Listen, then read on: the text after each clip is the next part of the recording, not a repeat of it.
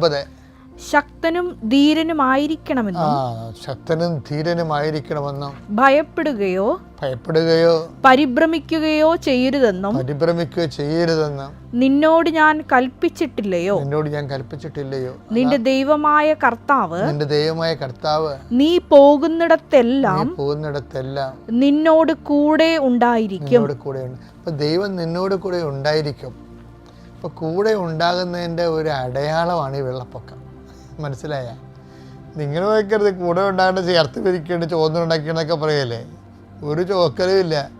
കൂടെ ഉണ്ടെന്ന് നമ്മൾ അറിയിക്കണത് ഇതുപോലെയുള്ള രോഗങ്ങൾ, കടങ്ങൾ, വെള്ളപ്പൊക്കങ്ങൾ, നിക്കകളില്ലാത്ത അവസ്ഥകൾ ഒക്കെ സൃഷ്ടിച്ചുകൊണ്ടാണ് ഞാൻ നിന്നെ ഉന്നതമാക്കാൻ പോകുന്നത്, ഇസ്രായേൽ മനസ്സിലാക്കാൻ വേണ്ടി.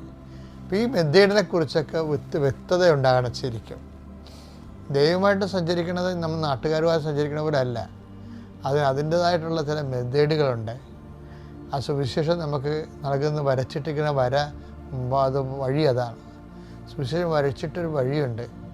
അപ്പം അതുകൊണ്ട് എന്തെങ്കിലും ജീവിതത്തിൽ പകച്ചുകൂടായിട്ട് സംഭവിക്കുമ്പോൾ പെട്ടെന്ന് ഓർക്കണം, ഒന്നാമത്തെ കാര്യം ദൈവം നമ്മോട് കൂടി ഉണ്ടെന്ന് ബോധ്യപ്പെടുത്താൻ. 2, നമ്മൾ ഉന്നതനാക്കാൻ. ഓക്കെ അല്ലേ? Thank you.